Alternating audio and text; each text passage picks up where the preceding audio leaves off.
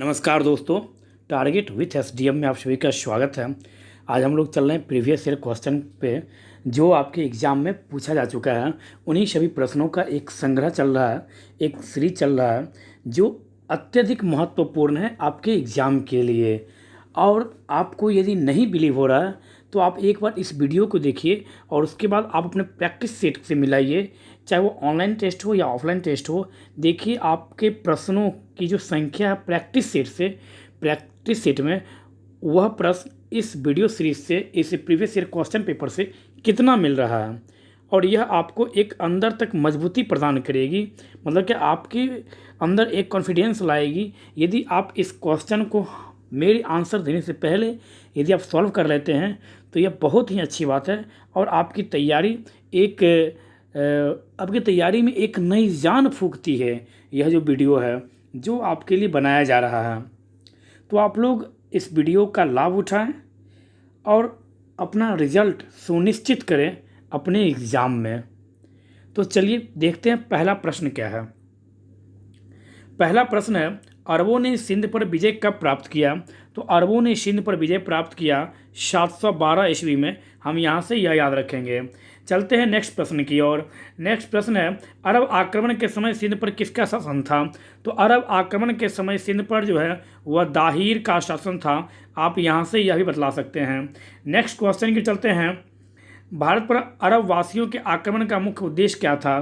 तो भारत पर अरब वासियों के आक्रमण का मुख्य उद्देश्य था धन दौलत लूटना तथा इस्लाम धर्म का प्रचार करना। क्या था? तो धन दौलत लूटना तथा इस्लाम का प्रचार करना इसका प्रमुख उद्देश्य था, या पहला उद्देश्य था, या मुख्य उद्देश्य था, हम बोल सकते हैं किसका? अरब वासियों का। चलते हैं नेक्स्ट प्रश्न की ओर। नेक्स्ट प्रश्न है, खतौली का युद्ध कब हुआ? खतौली का युद्ध 1518 ईस्वी में हुआ। हम यहाँ से यह भी याद रखेंगे। नेक्स्ट क्वेश्चन, खतौली का युद्ध किसके किसके बीच हुआ?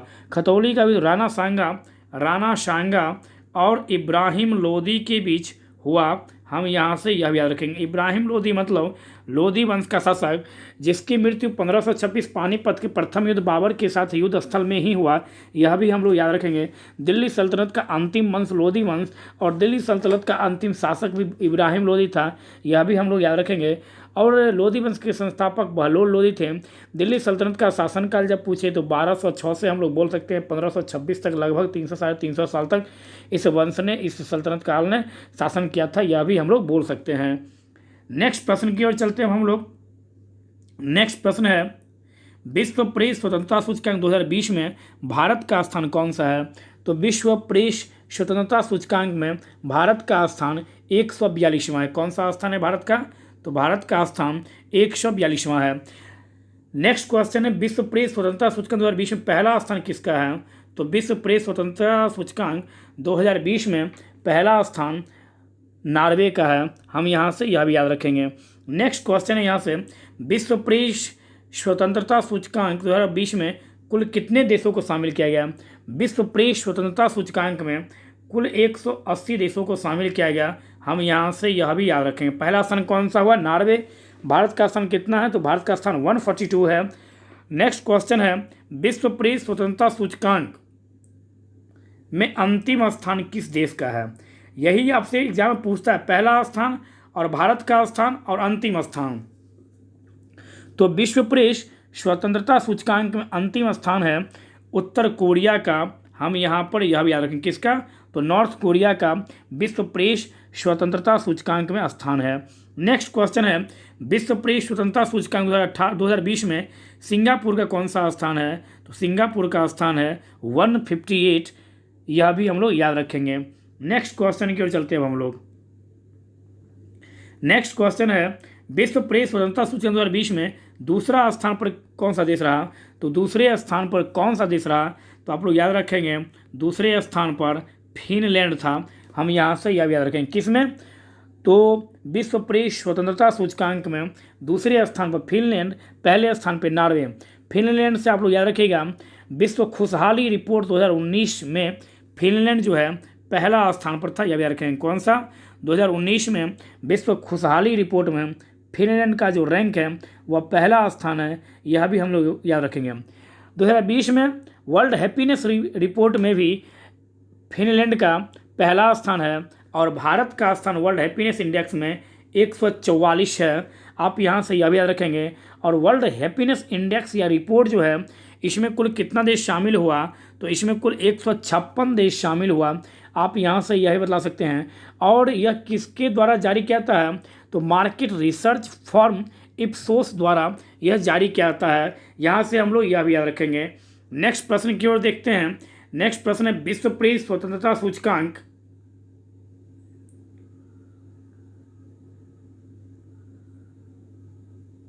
विश्व प्रेस स्वतंत्रता सूचकांक कौन जारी करता है। तो इससे पहले था विश्व खुशहाली रिपोर्ट कौन जारी करता है। अब यहाँ पर विश्व प्रेस स्वतंत्रता सूचकांक कौन जारी करता है, तो रिपोर्टर्स विदाउट बॉर्डर्स कौन जारी करता है, तो रिपोर्टर्स विदाउट बॉर्डर्स जो फ्रांस का है, इसके द्वारा विश्व प्रेस स्वतंत्रता सूचकांक जो रिपोर्ट है यह जारी किया जाता है। नेक्स्ट प्रश्न की ओर चलते हैं। विश्व प्रेस स्वतंत्रता दिवस कब मनाया जाता है, तो विश्व प्रेस स्वतंत्रता दिवस प्रत्येक वर्ष 3 मई को मनाया जाता है। यहाँ से आप यह भी याद रख सकते हैं, विश्व प्रेस स्वतंत्रता दिवस कब मनाया जाता है, तो विश्व प्रेस स्वतंत्रता दिवस 3 मई को मनाया जाता है। नेक्स्ट प्रश्न की ओर चलते हैं हम लोग। नेक्स्ट प्रश्न है कलचुरी वंश का संस्थापक कौन था, तो कलचुरी वंश का संस्थापक कौन था, तो हम बोलेंगे कोक्कल। कलचुरी वंश का संस्थापक कौन, तो कोक्कल। नेक्स्ट प्रश्न है कलचुरी वंश की राजधानी कहाँ थी, तो कलचुरी वंश की राजधानी थी त्रिपुरी, त्रिपुरा नहीं, त्रिपुरी। कलचुरी वंश की राजधानी कहाँ थी, तो त्रिपुरी थी। नेक्स्ट प्रश्न है यहाँ पर विश्व धरोहर दिवस कब मनाया जाता है, तो विश्व धरोहर दिवस जब पूछे तो मेरा राइट आंसर होगा 18 अप्रैल को विश्व धरोहर दिवस मनाया जाता है। 7 अप्रैल को विश्व स्वास्थ्य दिवस मनाया जाता है। 17 अप्रैल को विश्व हीमोफीलिया दिवस मनाया जाता है। आप यहाँ से यह भी याद रख सकते हैं। नेक्स्ट क्वेश्चन की ओर चलते हैं हम लोग। नेक्स्ट क्वेश्चन है महमूद गजनी कितने वर्ष की आयु में गद्दी पर बैठा था। महमूद गजनी जो है यह कितने वर्ष की आयु में गद्दी पर बैठा था, तो यह 27 वर्ष की आयु में गद्दी पर बैठा था। नेक्स्ट कृषि उत्पादों के परिवहन में सुगमता लाने के उद्देश्य कृषि एवं किसान कल्याण मंत्रालय द्वारा कौन सा ऐप लॉन्च किया गया है, तो आप बोल सकते हैं किसान रथ ऐप जो है यह कृषि मंत्रालय के द्वारा किसान कल्याण मंत्रालय द्वारा जारी किया गया, जो कुल कितने भाषा में, तो किसान रथ ऐप जो है यह कुल 8 भाषा में लॉन्च किया गया है। आप यहाँ से यह कितने भाषा में, तो कुल 8 भाषा में। नेक्स्ट क्वेश्चन महमूद गजनी गद्दी पर कब बैठा, तो आप यहाँ से यह बतला सकते हैं महमूद गजनी जो है यह गद्दी पर 998 ईस्वी में बैठा था। आप यहाँ पर यह जब उम्र पूछे 27 वर्ष और जब ईस्वी पूछे तो 998 ईस्वी में, यह भी हम लोग याद रखेंगे। नेक्स्ट प्रश्न को चलते हैं। महमूद गजनी ने भारत पर कुल कितनी बार आक्रमण किया, तो महमूद गजनी ने भारत पर कुल 17 बार आक्रमण किया, यह भी हम लोग याद रखेंगे। चलते हैं नेक्स्ट प्रश्न की ओर। कृषि कल्याण मंत्रालय के द्वारा लॉन्च किया गया जो एक ऐप है उसका थीम क्या है, तो उसका थीम है किसान का अपना वाहन। क्या इसका थीम है, तो इसका थीम है किसान का अपना वाहन। मतलब क्या किसान रथ ऐप का थीम क्या है, तो किसान रथ ऐप का थीम है किसान का अपना वाहन। नेक्स्ट क्वेश्चन की ओर चलते हैं हम लोग। नेक्स्ट क्वेश्चन है महमूद गजनी की मृत्यु कब हुई, तो 1030 ईस्वी में। हम लोग यहाँ से यह भी याद रखेंगे। नेक्स्ट क्वेश्चन की ओर चलते हैं हम लोग। नेक्स्ट क्वेश्चन है चित्रा जिनलैम्प एंड जांच किट किसके द्वारा विकसित किया है। चित्रा जिनलैम्प एंड जांच किट किसके द्वारा लॉन्च किया गया है, तो यहाँ से हम लोग याद रख सकते हैं SCTIMST केरल के द्वारा। SCTIMSCT केरल के द्वारा यह जो जांच किट है यह लॉन्च किया गया है। नेक्स्ट प्रश्न के चलते हैं। महमूद गजनी का अंतिम भारत पर आक्रमण किसके विरुद्ध था, तो महमूद गजनी का अंतिम आक्रमण मतलब क्या किसके विरुद्ध था भारत में, तो जाटों के विरुद्ध अंतिम आक्रमण था भारत में महमूद गजनी का भारत में। नेक्स्ट क्वेश्चन चलते हैं। किस संस्थान ने कोविड-19 के मरीजों को उनके वार्ड में भोजन और दवाई पहुंचाने के लिए वार्ड बोट बनाया है, तो ये बोल सकते हैं आप IIT रोपर के द्वारा कोविड-19 के मरीजों को उनके वार्ड में भोजन और दवाई पहुंचाने के लिए किसके द्वारा, तो IIT रोपर के द्वारा वार्ड बोट बनाया गया है, यह भी हम लोग याद रखेंगे। नेक्स्ट क्वेश्चन है राष्ट्रीय पंचायती राज दिवस कब मनाया जाता है, तो राष्ट्रीय पंचायती राज दिवस प्रत्येक वर्ष 24 अप्रैल को मनाया जाता है, यह हम लोग याद रखेंगे। नेक्स्ट क्वेश्चन है वार्ड बॉट क्या है, तो वार्ड बॉट एक रोबोट है। वार्ड बॉट क्या है, तो यह एक रोबोट है जो IIT रोपर के द्वारा कोविड-19 के मरीजों को दवाइयाँ और भोजन देने के लिए बनाया गया है। नेक्स्ट क्वेश्चन पर चलते हैं। सामुदायिक रसोई और सामुदायिक आश्रयों की जियो टैगिंग करने वाला देश का पहला राज्य कौन सा बना है? मतलब क्या सामुदायिक रसोइया और सामुदायिक आश्रयों के लिए जियो टैगिंग करने वाला पहला राज्य कौन सा बना है? तो उत्तर प्रदेश। आप यहाँ से यह याद रखेंगे, उत्तर प्रदेश से। दुधवा राष्ट्रीय उद्यान कहाँ है? यूपी में है। और उत्तर प्रदेश में लोकसभा सीट की संख्या कितनी है? तो 80। उत्तर प्रदेश में विधानसभा सीट की संख्या कितनी है? 403।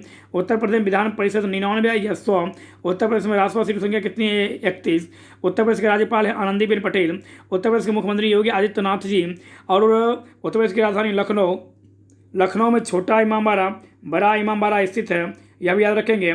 केंद्रीय विश्व अनुसंधान संस्थान लखनऊ, केंद्रीय औषधि अनुसंधान संस्थान लखनऊ। लखनऊ किस नदी के किनारे स्थित है?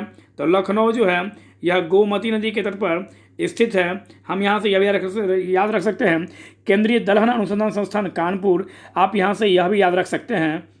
और गौवध पर प्रतिबंध लगाने के लिए अध्यादेश जारी करने वाला भारत का पहला राज्य, तो वह भी आप लोग याद रखिएगा, उत्तर प्रदेश। आगरा में मुगल म्यूजियम का नाम बदलकर वीर शिवाजी म्यूजियम कर दिया गया, यह भी आप लोग याद रखिएगा, उत्तर प्रदेश सरकार के द्वारा।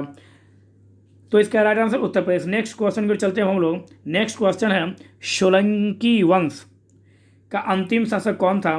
तो सोलंकी वंश का अंतिम शासक था भीम द्वितीय। नेक्स्ट क्वेश्चन है, सेन वंश की राजधानी? तो सेन वंश की राजधानी थी नदिया। नेक्स्ट क्वेश्चन है, सेन वंश की स्थापना किसने की? तो सेन वंश की स्थापना किस द्वारा किया गया? तो सेन वंश की स्थापना सामंत सेन के द्वारा किया गया। आप यहाँ से यह भी बता सकते हैं। नेक्स्ट क्वेश्चन, कलहन किसका आश्रित कवि था? तो कलहन किसका आश्रित कवि था? तो आप बता सकते हैं, कलहन जो था वह हर्ष का आश्रित कवि था। आप यहाँ से यह भी बता सकते हैं। और राजतरंगिणी किस द्वारा लिखा गया है? तो वो भी कलहन के द्वारा लिखा गया है। आप यहाँ से यह भी बता सकते हैं। नेक्स्ट क्वेश्चन भी चलते हैं। 1857 का विद्रोह सैनिक विद्रोह ना होकर नागरिक विद्रोह था, यह किसका कथन था? 1857 का जो विद्रोह था यह सैनिक विद्रोह ना होकर यह एक नागरिक विद्रोह था, यह किसने कहा था? John Bruce Norton. किसके द्वारा कहा गया यह बात? तो जॉन ब्रूस नॉर्टन के द्वारा यह बात कहा गया 1857 की क्रांति के संबंध में। 1857 की क्रांति के संबंध में आप लोग जानते होइएगा, 10 मई 1857 को 1857 की क्रांति प्रारंभ हुई। तात्कालिक कारण था इसका क्या? तो इमीडिएट कॉजेज था इसका चमड़ी वाला कारतूस। आप लोग यहाँ से यह याद रखेंगे। 1857 की क्रांति में देश का नेतृत्व, मतलब भारत का नेता किसे घोषित किया गया? तो बहादुर शाह जफर को या बहादुर शाह द्वितीय को देश का नेता घोषित किया गया। और बहादुर शाह द्वितीय या बहादुर शाह जफर का मुख्य सेनापति कौन था? तो बख्त खां था। आप यहाँ से यह भी याद रख सकते, कौन था? बख्त खां था। यह कहा जा सकता है भारत में भारतीयों के द्वारा किया गया यह पहला स्वतंत्रता संग्राम था। और यह बहुत सारे प्रांत में फैला, लेकिन इसमें जमींदार वर्ग के जो लोग हैं वह भाग नहीं लिए, यह भी हम लोग याद रखेंगे। और दक्षिण भारत पर इसका प्रभाव बहुत मतलब क्या नहीं के बराबर पड़ा, यह भी हम लोग याद रखेंगे। बिहार से 1857 की क्रांति का नेतृत्व जगदीश मतलब क्या वीर कुंवर सिंह जी किए थे। और जगदीशपुर से भी जब भी पूछे तो वीर कुंवर सिंह जी, पटना से जब पूछे तो पीर अली खां, लखनऊ से पूछे तो बेगम हजरत महल, झांसी से रानी लक्ष्मीबाई, कानपुर से नाना साहब हुआ तात्या टोपे। तो इस प्रकार से 1857 की क्रांति के संबंध में हम लोग याद रखेंगे। 1857 की क्रांति के समय भारत के गवर्नर जनरल कौन थे? तो लॉर्ड कैनिंग 1857 क्रांति के समय भारत के गवर्नर जनरल थे। 1800 क्रांति के समय ब्रिटेन के प्रधानमंत्री कौन थे? तो पामस्टन जो थे वे 1857 की क्रांति के समय ब्रिटेन के प्रधानमंत्री थे। आप यहाँ से यह भी याद रख सकते हैं।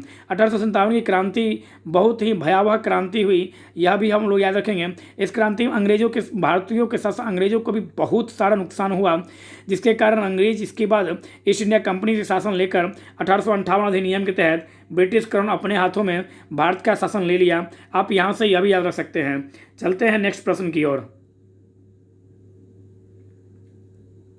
नेक्स्ट प्रश्न है, चोल काल में कड़ीमे का क्या होता है? मतलब क्या चोल काल में कड़ीमे का क्या अर्थ होता है? तो आप बता सकते हैं, कड़ीमे का अर्थ होता है भू राजस्व।